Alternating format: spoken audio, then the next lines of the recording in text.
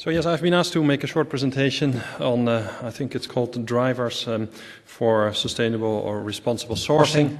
I'm the Executive Director, Union for Ethical Biotrade. I must say that as an organization we're working particularly on food, cosmetic and pharmaceutical sectors. And we work with companies that are working with specialty ingredients. So if I talk about drivers, I'm talking about our point of view, and I'm not talking necessarily about the big commodities or other sectors. I'm specifically talking about specialty ingredients in the cosmetics, pharma and food sector. As an organization, we have a little bit of a hybrid strategy. We are an association, we exchange best practices. We also try to promote change. And we have a standard and we do verify against that standard. When we talk about biodiversity, we speak often about ethical sourcing of biodiversity. If you look at the CBD is a development convention and has development objectives, and there are 3 objectives, and I find that a lot of time when you talk about biodiversity, the focus goes towards species, plants and animals, and we forget about sustainable use and the benefit sharing. Whereas if you talk about ethical sourcing of biodiversity, it becomes a little bit broader. And the standard that we have includes aspects related to benefit sharing, more kind of equitable trade practices, as well as conservation practices. So, from our point of view, we see 3 main trends or drivers. One is a growing biodiversity awareness among consumers. And this has been brought up earlier in the discussions already. The IG target number 1, so the first objective for 2020 of the CBD, is that consumers are aware about biodiversity. And for the last 6 years, since 2009, we have been conducting, or we've assigned market research companies to do research among consumers and ask them, have you heard about biodiversity, yes or no? And if you say yes, can you define it? It's an open question. And then a number of additional questions are asked, kind of what the expectations are towards consumers. So over the last years, we have this research has been conducted in 16 countries.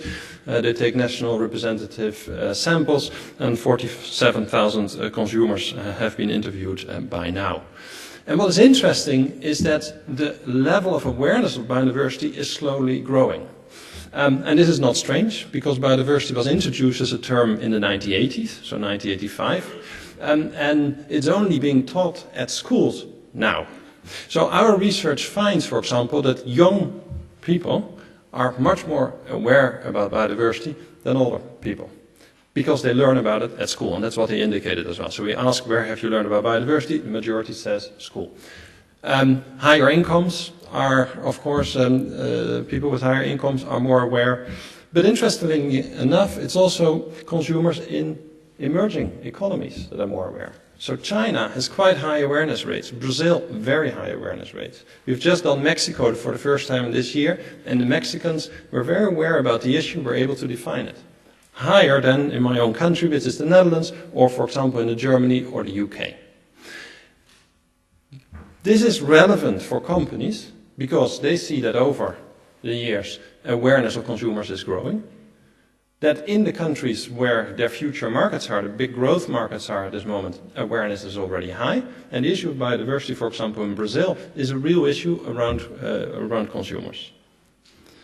Consumers also expect companies to take action.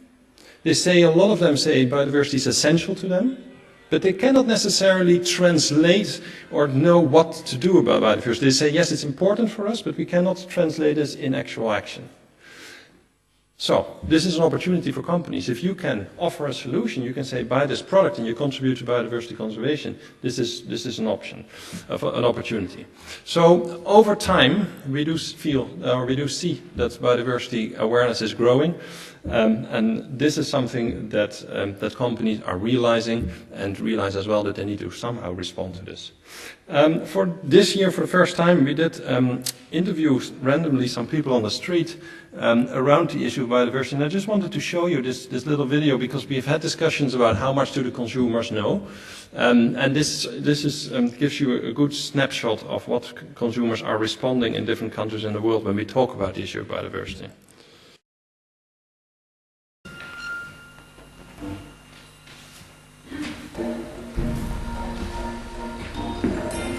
Biodiversity, this variety of plants, animals and ecosystems, is key to our survival. We depend on biodiversity for food, clean water and medicine. If we don't conserve biodiversity, no amount of money will save us. Consumers and businesses have a crucial role to play. Each year, UEBT researches people's awareness of biodiversity, what they expect from companies, and how this affects their purchasing decisions.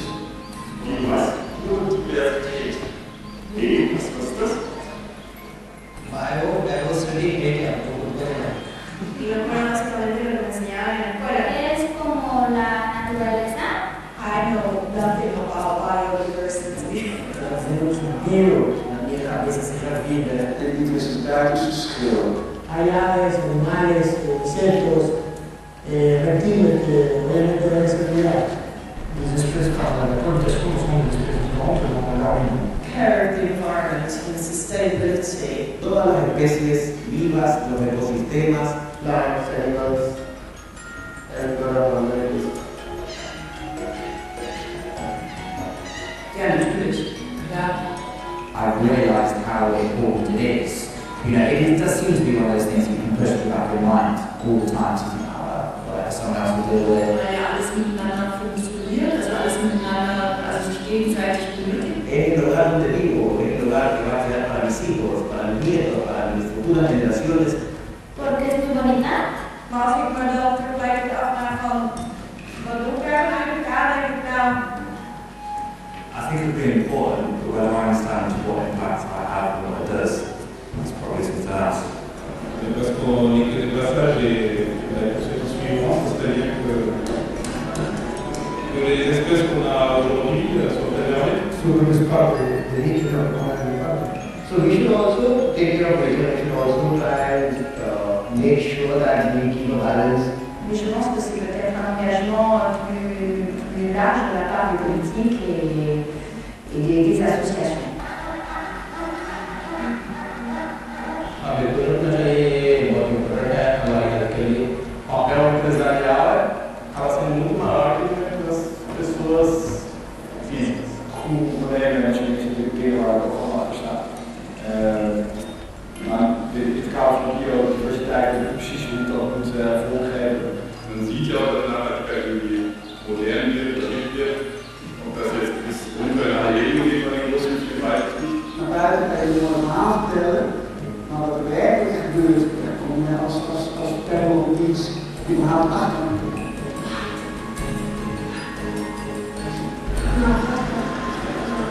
Ja, dan valt het voor de mond. Dat is al lang geen jaar geweest. यहाँ पे जो companies है वो अपने profit के लिए दिखाते रहते हैं कि हम वी आर कंट्रोलिंग बायोडाइवर्सिटी और आई डोंट थिंक सो कि वो कुछ करते होंगे क्यों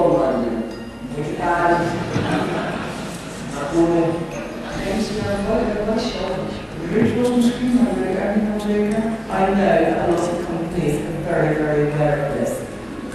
To be competitive in the current market, indeed they need to be. Biodiversity awareness is growing around the world. What are you doing about biodiversity? Oh, it's clear that awareness may be growing, but I don't think that at this moment there's a lot of people that will go to a shop and make a conscious purchasing decision based on biodiversity. Now I've lost my... No, it's here. But it is something that is becoming more and more important.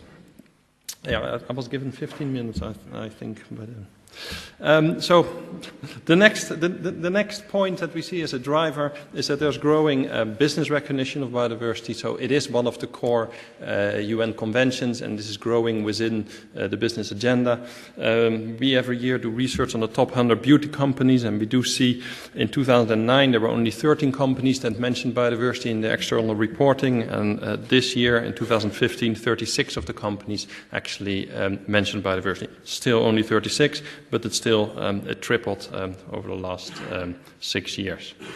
Then another one, and this has not been mentioned, I think, at all so far, is the issue of access and benefit sharing. So consumers are increasingly interested in naturals, so there's a natural trend. Companies are launching products with natural ingredients, and of course, if you do that, you need to do research and development based on naturals, based on nature, based on biodiversity. And if you do research and development based on biodiversity, then you fall within the context of the Nagoya Protocol, which was adopted last year, and you need to follow access and benefit sharing requirements. And the European Union adopted this year, or it went into force last year, I think, the EU regulation on access and benefit sharing. And this means that companies that are working with nature-based R&D, they need to develop due diligence systems. They need to understand where their ingredients that they're researching, where they are from, and if they need to share benefits or not. And important countries like Brazil, India, China, South Africa, all have legislation in place regarding ABS. And what you find is 2 years ago we talked to companies and we drew completely blank on the issue of ABS. The European Union puts a regulation in place. And now all the companies that are working on this through their business associations are working on the issue of ABS. They're explaining where this comes from, how it relates to the CBD. So it's a clear driver for companies at least to think and talk about the issue of biodiversity. So this means that this has direct implications, those trends at the level of marketing for a company, at the level of sourcing, and at the level of innovation. And just to go back on the issue of marketing, there's this Brazilian company which is called Nativa. They are exporter of sugar, but they also have final products. And they have started now to come up with products, and you see them here, in which they put forward those species that they find in their fields because of the biodiversity practices. And all those little animals they have on the supermarket shelves, they have special displays, and they are saying, you know, buy this sugar, and at the same time you conserve biodiversity. However, if we ask the consumers, which brands do you associate with biodiversity, the results are very, very low. I think there's only one country, and that is Brazil, where Natura is associated by about 50% of the consumers with the issue of biodiversity. Which means there's still an opportunity for companies out there as well to put forward the issue and get associated with it. So it's still untrodden territory. And I don't know how much time I have, and we'll try to go through this very fast, but just to try to make this a little bit more concrete, there's a company called Simrise. They work with flavors and fragrance companies.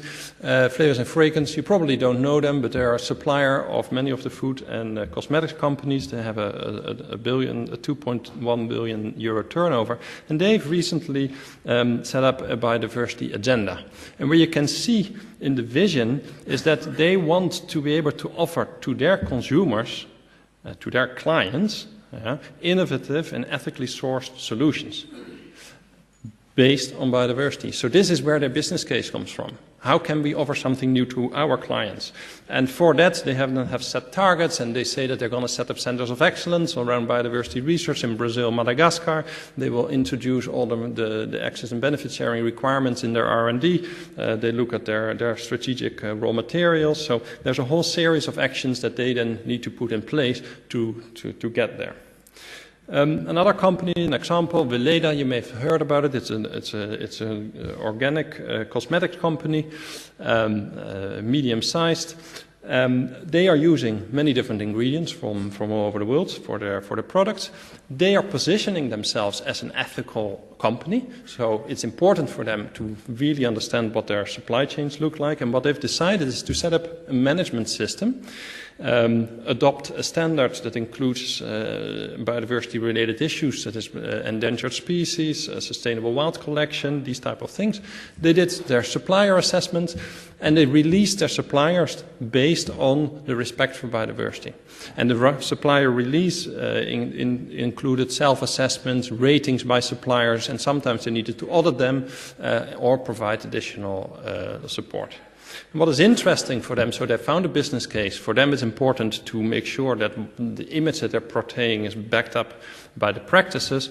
They need to reduce their reputational risks, they secure the supply chains, and they build up trust. And I know I'm going over time, but I will disobey my orders. And the final one is a company which is called Martin Bauer. They're working with herbs and spices. They're the world leader, market leader on herbal teas, sourcing from all over the world, as you can see. 200 different plants, so it's clearly biodiversity. There's about 250,000 local people involved all around the world. And what they have done is they have recently introduced in their standards specific biodiversity issues. And they've started to work with their suppliers on concrete biodiversity actions, biodiversity action plans, sustainable use practices, respect for labor rights, pricing, these type of things. And that right now is being sold in the German supermarkets. But interestingly enough, it's sold with a label, which is UEBT certified, which is not known for biodiversity. So UEBT is working with them on the biodiversity issues. They get a label granted for UEBT certified. And this is something that is just standing for sustainability in general, because the consumer itself is not necessarily ready for on-packet communication on the issue of biodiversity. And that's it. You can read my conclusions as I hand over to Eduardo. Thank you very much.